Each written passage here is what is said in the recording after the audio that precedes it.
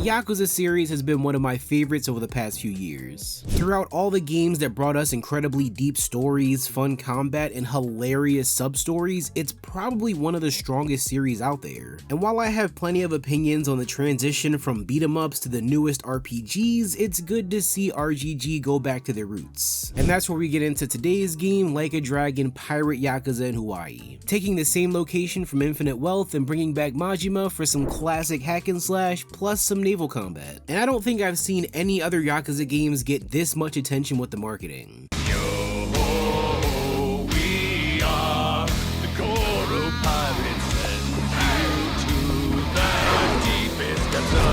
I swear, I couldn't go 5 hours without seeing some kind of ads, teasers, and silly promos for this game.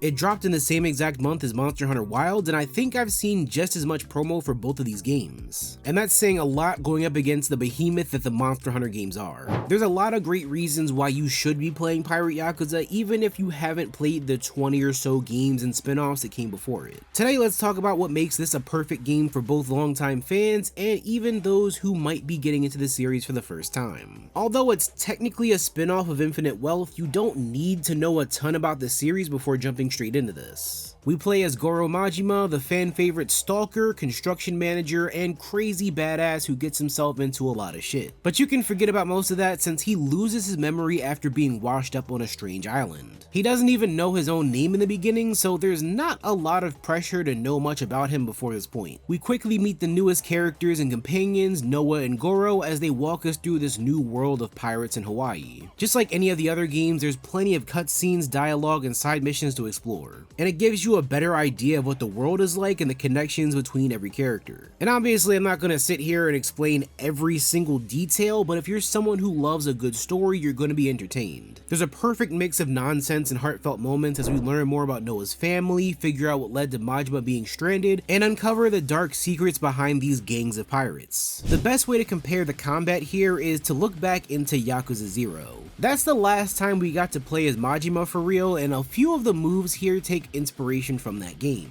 Unfortunately, we don't have as many different styles, but instead there's more focus on the Mad Dog and Sea Dog styles. There's a lot of variety put into each one of them, but we gotta give a moment of silence for the Breaker style. Sadly, it is gone, but absolutely not forgotten.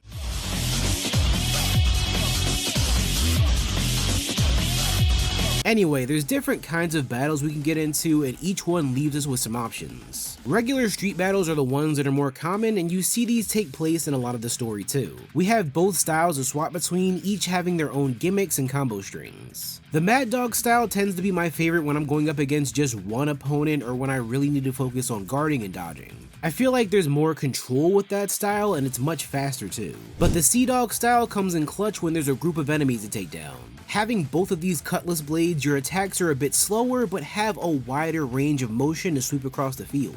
Later on, you even get access to a gun for better range combat and a hook to pull yourself towards enemies. This is the style that takes a bit longer to fully unlock the potential of, but it gets much better the further you are in the story. There's a whole quest line where you take down an enemy pirate crew, and each part of it unlocks more of these dark instruments. It's kind of like an ultimate where you can summon some sharks, some jellyfish, a parrot, or a monkey to knock out enemies. There's also these treasure islands where you can use the same abilities but with a crew to back you up. They help out to take on some of the hordes of enemies that come your way, and it ties into the bonds that you need to build to make your ship stronger. Just be warned that they might not last through the whole island if they aren't high enough level. Luckily, they'll earn experience and levels regardless of how far they make it through. With how much of the pirating you'll do, it won't be long before you get a good team together. Speaking of the crews and shipbuilding, that's another major part of the game that opens up into one of the major side quests that you can get lost in for hours. You're legit the captain of this ship called the Goromaru, and you have to recruit new members, improve the ship, and customize it to fit everything you think works best. You can add some flaming sails, be able to shoot lasers from the side cannons, and even put a massager on the front. You know, just so you can show off just how much your crew means business. I know for damn damn sure that I wouldn't want to fight some guys that have that on their ship. Sailing around and completing islands is a great break between all the story and fighting, and it can get you some pretty decent rewards. There's plenty of islands filled with treasure you can collect for both money and points. And those points are really important since that's how you also build up Majima with more of his heat actions, higher attack stats, and even crafting abilities. And I could really go on forever about how much everything ties together so well between everything you can do. If you're a longtime fan, you know just how much these devs can really shove into one title.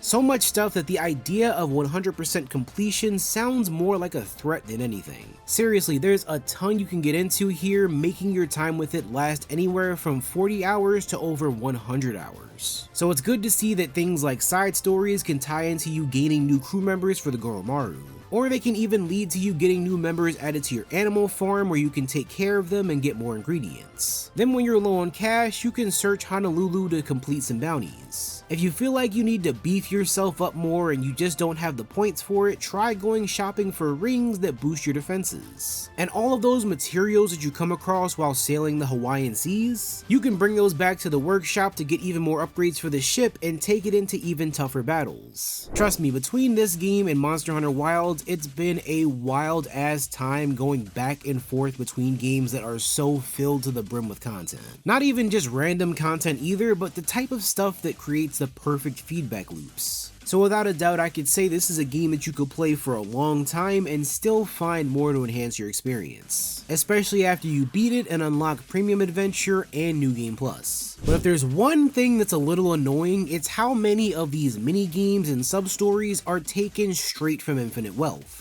It might not be a huge deal if you haven't played it in a while or if you've never played it at all, but for me, I went directly from playing Infinite Wealth to Pirate Yakuza, so it did feel more like a copy-paste. But hey, if this is what they gotta do to give us multiple games a year with totally different stories, I'll take what I can get. My favorite sub-story of them all is one where it's literally just the real-life actors having a dating show. And I won't spoil it all, but they make good use of Masaru's actor plus a bunch of other Japanese models.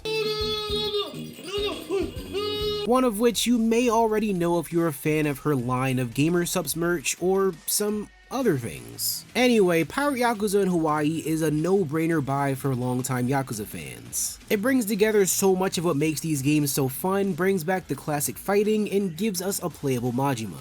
Honestly, what more could you possibly ask for? But if this does turn out to be your first game in the series, it's not a terrible place to start. Minor spoilers aside, you don't need to know a ton about the lore to get into this and have a great time. You might feel lost with some of the parts of Majima's past, but if you end up loving what's here, I promise you'll be hooked in no time. Either way, let me know your thoughts about it in the comments. I'm going to take a shot in the dark here and say that we're just about a year away from the next major game in the series and maybe another spin-off by the end of this year. And I'll be here to play and enjoy every moment of it. Subscribe for more videos just like this one, and I'll see you all in the next video.